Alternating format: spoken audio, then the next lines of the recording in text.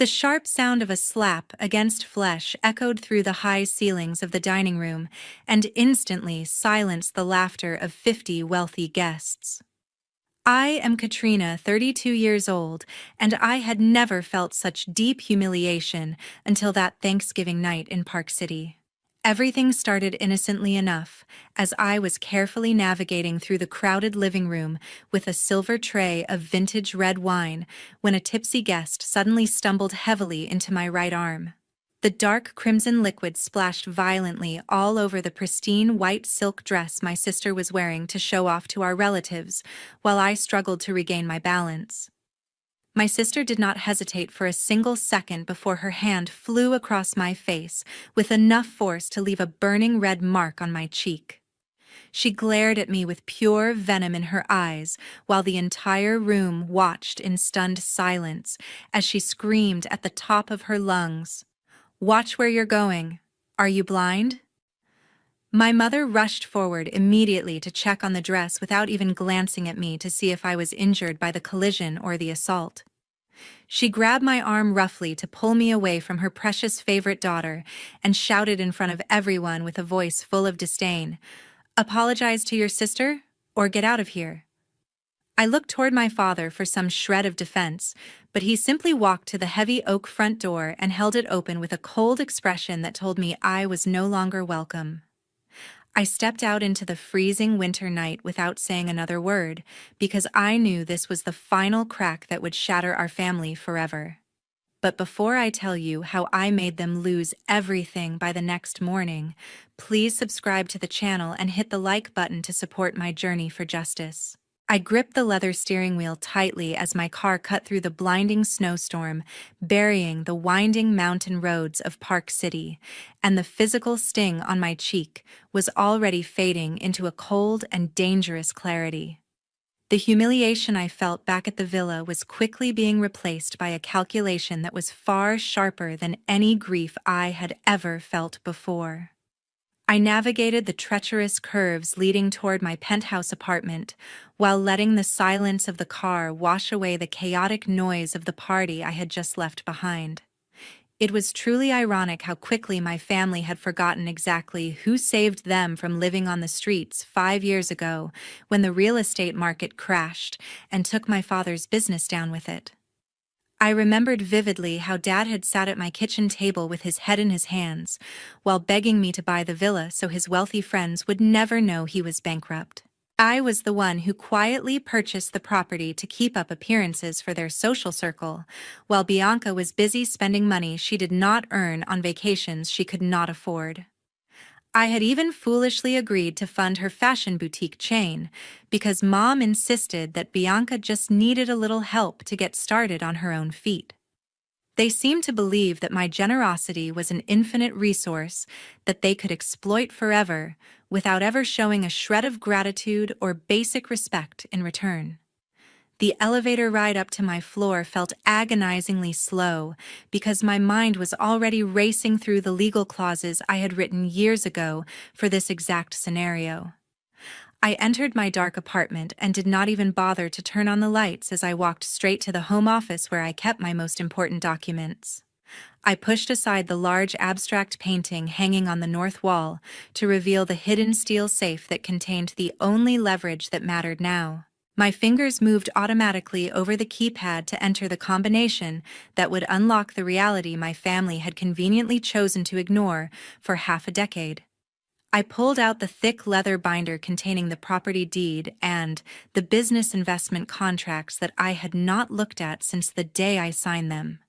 I carried the heavy stack of papers to my desk and switched on a single lamp to illuminate the legal text that was about to destroy their comfortable lives.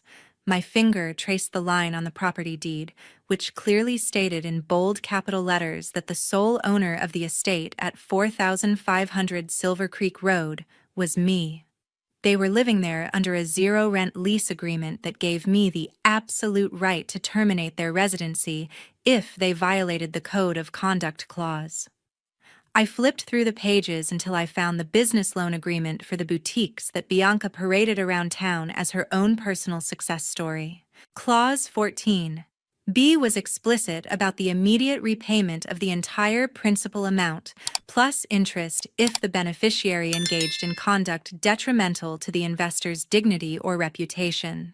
Tonight, she had not only insulted me, but physically assaulted me in front of 50 witnesses who could testify to her behavior. She had violated every single condition of our agreement in a matter of seconds because her temper was faster than her brain. I did not care that the digital clock on my desk showed it was past midnight when I picked up my phone to dial the number of my lawyer, Mr. Sterling.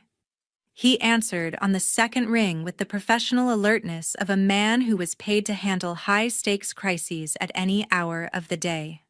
Mr. Sterling, I need to apologize for calling you this late, but we need to execute the asset recovery protocol immediately. I said into the receiver with a voice that was devoid of any daughterly affection. Is this regarding the contingency plan for the Park City estate and the retail businesses? Mr. Sterling asked calmly as I heard the rustling of papers on his end of the line. Yes, and I want everything done by the book, but with maximum speed, because I want them to wake up to a different reality tomorrow morning. I replied while staring at the signature my mother had witnessed on the loan documents. Draft the eviction notice for the villa, giving them 30 days to vacate the premises starting tomorrow. Initiate the immediate recall of all business loans provided to Bianca, and freeze the operating accounts for a forensic audit. I can have the papers served by a courier at 8 a.m. tomorrow, along with the utility cutoff orders you authorized previously. Mr. Sterling confirmed efficiently, without asking for unnecessary details about the family drama. Do it, I commanded firmly before ending the call and placing the phone face down on the mahogany desk. I turned my chair to look out the floor-to-ceiling windows at the city lights twinkling below, feeling a sense of absolute finality settling in my chest. There would be no more second chances or financial bailouts for the people who had treated me like an ATM machine for years. The storm outside was raging with increasing intensity, but it was nothing compared to the legal blizzard that was about to hit my family when the sun rose. I closed the leather binder with a heavy thud, signaling the end of my patience and the beginning of their reckoning.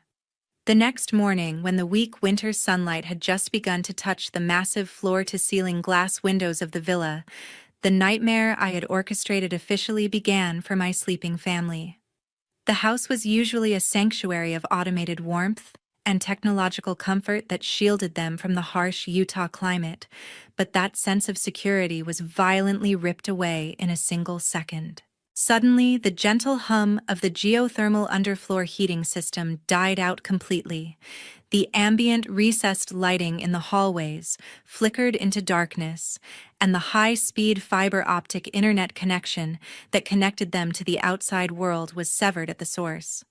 The multi-million-dollar smart home was instantly transformed from a luxurious palace into a freezing cold tomb of silence and isolation, as the temperature inside began to plummet rapidly to match the snowy landscape outside. The silence was broken almost immediately by the shrill and demanding voice of my sister echoing from the master suite on the second floor, where she usually spent her mornings scrolling through social media in bed. She stomped onto the landing wrapped in a silk robe, while furiously tapping the screen of her latest model smartphone, which was now useless without the Wi-Fi connection she took for granted. Mom, why is the Wi-Fi down? I can't post anything. Bianca screamed down the stairs with the petulant tone of a teenager rather than a 34-year-old woman, unaware that her mother was currently frantically pressing buttons on the dead thermostat in the hallway. Susan was too distracted by the rapidly cooling air to answer immediately, so Bianca let out a frustrated huff and switched her phone to the 4G cellular data network to complete the purchase of a designer handbag she had added to her cart the night before to soothe her wounded ego.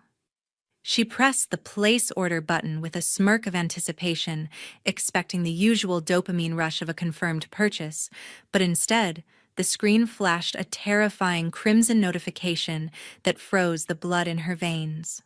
The words, "Card declined, account frozen," stared back at her with a brutal finality that she had never experienced in her entire life of privileged dependency. She tried again with a different card and then another, but each attempt resulted in the same catastrophic message that signaled her financial lifeline had been completely severed.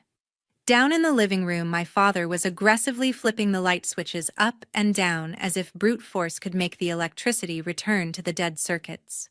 He marched toward his wife with a scowl etched deeply into his aging face, looking for someone to blame for the inconvenience that was interrupting his morning routine. "Susan, did you forget to pay the bills again? The whole house is freezing."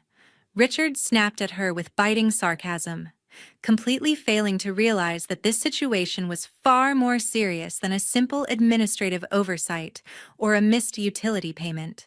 Before Susan could defend herself against his accusations, the sound of tires crunching on the gravel driveway drew their attention to the large bay window overlooking the front entrance. A sleek black sedan that looked nothing like a utility repair van had pulled up to the gate, and a man in a sharp charcoal suit stepped out carrying a leather briefcase instead of a toolbox. Richard straightened his posture and adjusted his sweater, assuming that this must be a representative from the bank or the utility company coming to apologize personally for the outage. He walked confidently to the heavy oak front door and swung it open, ready to demand an explanation and immediate restoration of services for his inconvenience. However, the man did not offer a handshake or an apology, but instead reached into his briefcase and handed my father a thick red envelope sealed with the official stamp of the district court. The process server stated my father's name to confirm his identity, and then turned around to walk back to his vehicle without saying another word, leaving Richard standing in the freezing doorway with the wind howling around him. Richard tore open the seal with trembling fingers, while Susan and Bianca gathered behind him, their breath already forming visible clouds in the rapidly dropping temperature of the foyer. They stared in collective horror at the bold black letters at the top of the document, which read, "Notice of termination of tenancy, 30 days to vacate," followed immediately by a secondary asset freezing order issued against all business accounts associated with my investment. The realization hit them with the force of a physical blow, as they finally understood that the power outage was not an accident, but a deliberate act of war. All three of them scrambled to pull out their phones to call me desperate to beg, scream, or threaten, but the only response they received was the endless, hollow ringing of a line that would never be answered again.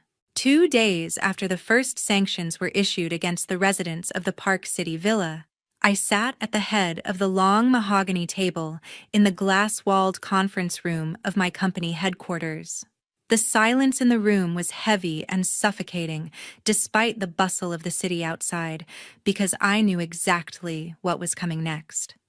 I had spent the last 48 hours ignoring the hundreds of missed calls from my parents and sister, while I waited for the only information that actually mattered to me now. The large digital clock on the wall seemed to tick slower than usual as I stared at the closed door and prepared myself for the forensic reality of my family's betrayal. The heavy oak door finally opened, and my best friend and chief accountant Rachel walked in carrying a stack of financial binders that looked heavy enough to sink a ship. She did not offer me her usual warm smile or ask about my weekend, because the expression on her face was one of pure professional dread mixed with personal pity. She placed the documents in front of me with a heavy thud that echoed in the empty room and opened the first folder to a page covered in aggressive red highlighter marks. The air in the room seemed to drop another 10 degrees as she flipped through the pages of bank statements that I had trusted Bianca to manage honestly for the past 3 years.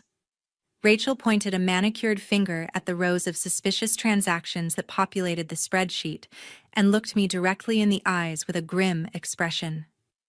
"Katrina, look at this. These aren't business expenses. 5-star resorts, gambling sites. She's bleeding the company dry."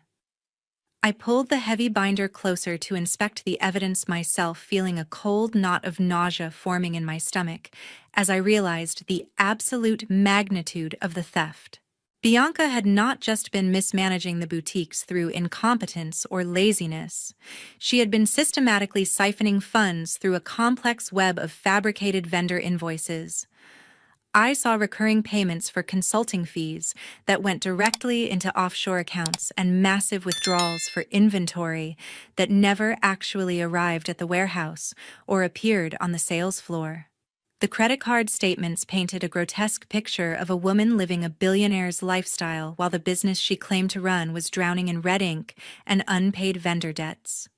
She had spent tens of thousands of dollars on designer handbags and first-class flights to Vegas, while asking me for more capital to cover unexpected market downturns during our monthly family dinners. I felt like a complete fool for believing her sob stories about the difficult retail economy when the reality was printed right here in black and red ink. But the true horror was waiting for me on the authorization pages for the quarterly budget overruns that I had been too busy to scrutinize personally. My eyes widened in disbelief as I recognized the looping, elegant signature at the bottom of the approval forms next to the official company date stamp. It was the signature of my mother Susan authorizing the transfer of emergency company reserves into Bianca's personal discretionary fund under the false pretense of urgent store renovations. My own mother had not only turned a blind eye to the theft, but had actively facilitated it by using her power of attorney to override the safety checks I had put in place. She had looked me in the face every single week and asked how work was going, knowing full well that she was helping her favorite daughter rob me blind. The betrayal cut deeper than the slap at the party because this was a calculated long-term conspiracy to exploit my trust and my resources. I threw the heavy fountain pen across the room in a sudden burst of uncontrollable rage and stared at Rachel with eyes that burned with unshed tears of fury. So my mother signed off on this? She knew Bianca was stealing from me and helped her hide it. Rachel looked down at the polished floor before sliding a final thin black folder across the table toward my trembling hands to deliver the final blow. She explained in a low, serious voice that the forensic analysis revealed cash withdrawals occurring at odd hours that matched the repayment schedules of known underground loan sharks. Bianca was not just stealing to fund a lavish lifestyle or a gambling addiction. She was stealing to keep dangerous criminals away from her door because she was in far deeper than we ever imagined. The realization settled over me like a funeral shroud because I knew that cutting off the money flow 2 days ago had just put a massive target on all of our backs. 3 days after the damning meeting with Rachel regarding the forensic accounting evidence, the silence from my family finally shattered because they had completely run out of liquid assets and patience. They decided that the best course of action was to storm the headquarters of my company to demand the restoration of their lifestyle. The first warning I received was a frantic call from the front desk receptionist informing me that a chaotic scene was unfolding in the main lobby involving 3 individuals claiming to be my relatives. I walked out onto the mezzanine balcony to witness my father Richard and my mother Susan putting on a theatrical performance for the benefit of my employees and several waiting clients. They were deliberately raising their voices to shout about elder abuse and financial abandonment, painting themselves as the innocent victims of a heartless daughter who had left them to freeze and starve without cause. I immediately instructed the head of building security to escort them out of the public eye and into the soundproof executive conference room, not to negotiate, but to contain the embarrassment they were causing. They marched into the room with a sense of entitlement, expecting a private audience where they could bully me into submission, but their confidence faltered when they saw who was waiting for them. I was seated at the head of the table, and to my right sat Mr. Sterling, who was monitoring a professional-grade audio recorder and a video camera that was already blinking with a red recording light. My parents hesitated near the doorway, but Bianca pushed past them with a wild look in her eyes that suggested she had not slept since the night of the party. She looked less like a fashion mogul and more like a cornered animal as she slammed her manicured hand onto the polished obsidian conference table with enough force to crack a nail. She did not possess a shred of the arrogance she displayed at the Thanksgiving party, replacing it with a frantic, unhinged desperation that confirmed Rachel's theory about the dangerous loan sharks. She leaned over the table, invading my personal space, and screamed at me with a voice that cracked under the weight of her terror. "Unfreeze my cards right now. Do you have any idea who is looking for me? I need that money." I did not dignify her hysterical demands with a verbal response, choosing instead to press a single button on the control panel to dim the lights and activate the main projector screen behind me. The massive display illuminated the darkened room with high-resolution scans of the falsified invoices and the unauthorized withdrawal slips that blatantly bore the company letterhead. I cycled through the slides slowly, allowing them to see the dates and amounts of the money Bianca had stolen before landing on the final slide, which displayed the document signed by my mother. The color drained from Susan's face until she looked like a ghost, and she collapsed into the nearest chair as if her legs could no longer support the weight of her guilt. Richard stared at the screen with his mouth slightly open, looking from the evidence to his wife, and then to his favorite daughter, finally comprehending the magnitude of the crime they had committed. The room was filled with the hum of the projector fan and the heavy breathing of three people who realized their secrets were no longer hidden in the shadows. My father tried to salvage the situation by adjusting his tie and adopting the tone of a patriarch, trying to discipline a wayward child, completely misreading the power dynamic in the room. He walked around the table to stand beside the trembling figure of my mother and looked at me with pleading eyes that tried to evoke a childhood connection that no longer existed. "Katrina, this is a family matter. We can handle this at home. Don't involve the law." Richard stammered, his voice lacking any real authority, as he gestured vaguely toward the camera Mr. Sterling was monitoring. I stood up slowly from my leather chair to signal that this unauthorized meeting was concluded and looked directly into the terrified eyes of the people who raised me. I told them clearly that embezzlement and fraud were not family matters, but felonies punishable by significant prison time under state and federal law. I delivered my final ultimatum with the cold precision of a judge passing a life sentence on a guilty defendant, without a hint of hesitation or remorse. I informed them that they had two choices: vacate the Park City estate quietly within the remaining days of the notice period, or I would hand the entire digital file on the screen over to the Economic Crimes Division of the police force before they even left the building. The three of them stood in stunned silence for a long moment before Richard grabbed Bianca's arm and pulled her toward the exit, knowing they had absolutely no bargaining chips left to play.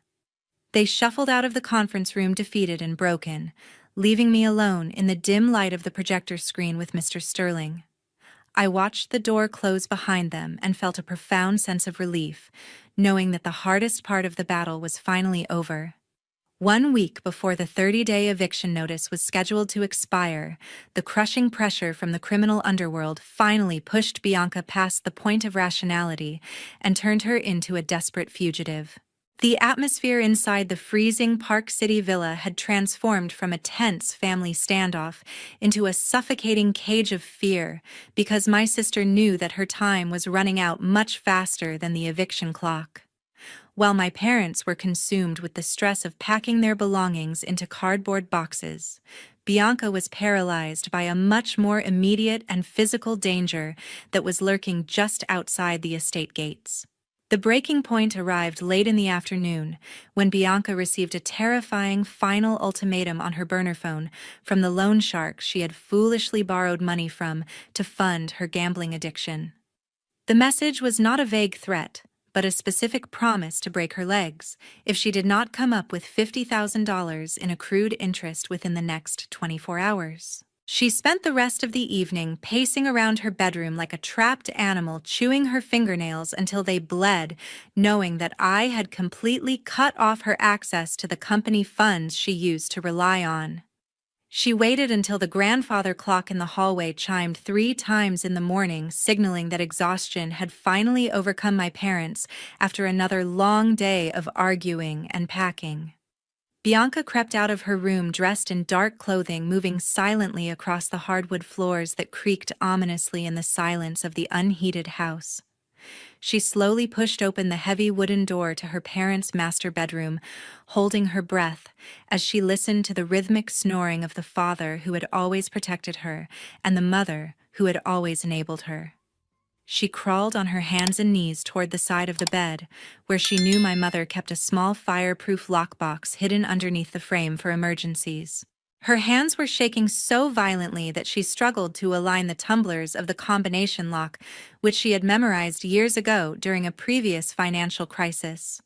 The lid clicked open with a soft metallic sound, revealing the neat stacks of cash that represented my parents' entire retirement savings and the velvet pouches containing the family heirloom jewelry.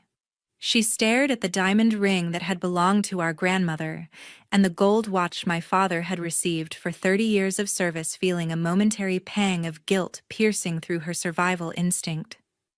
"I'm sorry, Mom, Dad, but I can't let them hurt me. I'll pay you back later," she muttered to herself in the darkness, trying to justify the unforgivable betrayal she was about to commit against the only people who still stood by her side. She did not hesitate any longer as she scooped every single dollar bill and every piece of jewelry into her duffel bag, leaving the metal box completely empty, except for the dust at the bottom. Bianca crept back out of the room, hurried down the stairs to the garage and threw her bag into the passenger seat of her car, before disengaging the electric garage door opener to lift it manually and silently. She reversed the car down the long driveway without turning on her headlights until she reached the main road, speeding away into the snowy night and leaving her sleeping parents behind with absolutely nothing. The brutal reality of her departure was discovered shortly after dawn, when the pale morning light filtered through the curtains of the master bedroom to wake my mother. Susan reached under the bed to retrieve some cash for a moving truck deposit, but her scream of pure anguish shattered the silence of the house the moment she lifted the lid of the lockbox. The sound was so guttural and filled with pain that it woke my father from a deep sleep, causing him to scramble out of bed in a panic, thinking that I had sent the police to arrest them early. He found his wife collapsing onto the cold floorboards, clutching a hastily scribbled note in one hand and pointing at the empty metal box with the other, while tears streamed down her face. Susan looked up at him with eyes that were hollowed out by a heartbreak far worse than poverty, because it was caused by the person she loved most in the world. "Richard, she took everything. Bianca took our retirement fund and left. How could she do this?" Susan wailed as she shoved the piece of paper toward her husband, unable to comprehend the magnitude of the betrayal. Richard snatched the note and read the selfish apology Bianca had left behind, his knees buckling as he realized that the golden child they had sacrificed everything to protect had just robbed them of their last chance at survival. They sat together on the floor of their foreclosed home, holding each other and weeping not for the loss of the money, but for the devastating realization that they had raised a monster who would eat them alive to save herself. The 30th day arrived exactly as the legal documents had predicted, bringing with it a biting chill that seemed to emanate from the very heart of the Park City Mountains. The deadline for the eviction notice had officially expired at midnight, and the gray morning sky hung low over the estate, like a heavy curtain signaling the final act of this tragedy. There was no room left for negotiation or delay because the law was absolute, and I had ensured that every procedural step was followed with meticulous precision to prevent any last-minute appeals. The silence of the morning was broken not by the usual sounds of a waking household, but by the heavy tires of official vehicles crunching against the frozen gravel of the driveway. The local county sheriff arrived promptly at 9 o'clock, accompanied by a private asset recovery team that I had hired to ensure the property was vacated efficiently and without damage. They moved through the grand rooms of the villa with professional indifference, checking every corner to ensure that the occupants were leaving as ordered and that the fixtures remained intact. The house that had once been filled with the noise of Bianca's parties and my mother's boasts was now echoing with the heavy footsteps of strangers enforcing a court order. My parents offered no resistance because the fight had been drained out of them the moment they discovered the empty safe box a week ago. I arrived at the scene 15 minutes later, driving my black SUV slowly toward the front gate, where the final scene of our family drama was unfolding under the gray winter sky. Richard and Susan were standing on the pavement outside the imposing iron gates, clutching a few plastic bags and worn suitcases that contained the pathetic fragments of their former life. They looked nothing like the arrogant couple who had presided over the Thanksgiving dinner just a month ago, having aged decades in the span of 30 days. My father's shoulders were slumped in defeat. His expensive coat looked too large for his shrinking frame, and my mother was shivering uncontrollably as she stared blankly at the snow. When my father recognized my car approaching the driveway, a spark of desperate hope seemed to ignite in his tired eyes, causing him to drop his bags on the wet ground. He rushed toward the vehicle before I could even bring it to a complete stop, slamming his hands against the tinted passenger window with a frantic energy that was painful to watch. He pressed his face against the glass, his breath fogging up the barrier between us, and screamed words that were muffled by the soundproofing but still audible enough to understand. "Katrina, please. We have nowhere to go. Your sister robbed us? Don't do this to your parents." Richard begged, while tears streamed down his face, finally acknowledging the crime of his favorite daughter, only now that he was the one paying the price for it. I sat perfectly still in the driver's seat with my hands gripping the leather steering wheel, wearing dark sunglasses that completely hid my eyes from his pleading gaze. I did not unlock the doors, nor did I lower the window to offer him the comfort or the rescue that he had expected from me for his entire life. The time for talking had passed weeks ago, when they chose to humiliate me in front of strangers, and I had no more words left to give them. I simply raised my hand to signal Mr. Sterling, who was standing near the gate with the sheriff, indicating that I wanted this interaction to end immediately. Mr. Sterling stepped forward with his usual calm authority, placing his body between my father and my car to physically sever the connection Richard was trying to reestablish. He held up a hand to stop my father's frantic pounding on the glass and spoke with a voice that was as cold and unyielding as the winter wind. "Mr. and Mrs. Miller, please step away from the vehicle. You are trespassing. The shelter address is on this card." Mr. Sterling stated firmly while extending a small white card containing the details of a state-funded homeless shelter in the city. Richard stared at the card as if it were a death sentence, his hands slowly sliding off the glass of my car window as the reality of his situation finally crushed him. He stepped back toward Susan, who was sobbing quietly into her scarf, and took her arm to support her as they turned away from the home they had once pretended to own. I watched them walk slowly down the road in the rearview mirror, two small figures disappearing into the vast whiteness of the Utah winter. I pressed my foot against the accelerator and drove through the closing gates of the estate, leaving the past behind me without a single glance back at the people who had created it. The heavy iron gate swung shut with a definitive clang that resonated in my chest, marking the absolute end of the toxic cycle that had trapped me for so long.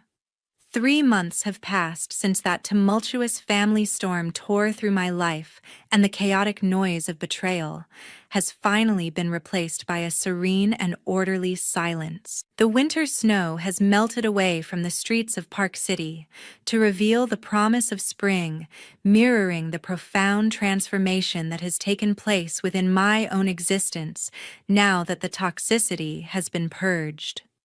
Justice, which once felt like a distant and impossible concept, has finally been executed with a completeness that validates every difficult decision I was forced to make during those dark days. The legal and personal battles are officially over, leaving behind a new reality where actions have tangible consequences, and bad behavior is no longer rewarded with silence or money. The final chapter of my sister's story concluded not in a luxury resort, but in the cold interrogation room of a police station near the Nevada border, where her run from the law came to an abrupt end. Bianca was apprehended by state troopers while attempting to use a crudely forged passport to cross state lines in a desperate bid to escape the loan sharks and the police simultaneously. She is currently being held without bail in the county detention center while facing a litany of serious felony charges ranging from grand larceny and embezzlement to identity theft and fraud. The golden child who once believed she was above the rules is now facing a potential sentence of 10 to 15 years in a federal prison where her manipulative tears will hold absolutely no value. My parents have also been forced to confront a reality that is far removed from the country clubs and gala dinners they used to frequent during the years they lived off my generosity. Richard and Susan are currently residing in a cramped one-bedroom subsidized apartment in a rundown industrial district on the outskirts of Salt Lake City. Reports from their assigned social worker indicate that their days are spent in a cycle of bitter arguments where they endlessly blame each other for failing to control Bianca or for not manipulating me effectively enough. They have lost the two things they valued most in the world, their social status and their favorite daughter, and are left with nothing but the devastating knowledge that they are the architects of their own misery. As for me, I decided that I could not return to live in the Park City villa because the walls were too saturated with memories of disrespect and ungratefulness. I sold the property for a significant profit to a tech billionaire from California and used the entire sum to expand my charitable foundation dedicated to funding female entrepreneurs. I have found a profound sense of purpose in helping women who actually possess the drive and integrity to build their own success rather than stealing it from others. My life is now filled with genuine laughter and peace, shared with true friends like Rachel, who stood by me when I had nothing to offer but the truth. This story serves as a brutal but necessary reminder to everyone watching that sharing DNA with someone does not grant them a permanent license to abuse your kindness or destroy your mental health. We are often taught that family is everything, and that we must endure any amount of mistreatment for the sake of keeping the peace, but that is a dangerous lie that keeps victims trapped. True loyalty must be earned through mutual respect and reciprocal care, and it is never your obligation to set yourself on fire just to keep other people warm. The most courageous thing you can do is to pick up the scissors and cut the cord that tethers you to toxic people, even if those people are the ones who gave you life. You deserve to be surrounded by people who celebrate your existence, not those who only value you for what you can provide for them. Thank you so much for listening to my story and for walking this difficult path toward justice and self-respect alongside me until the very end. I am curious to know what you think about my final decision to prosecute my sister and cut off my parents completely.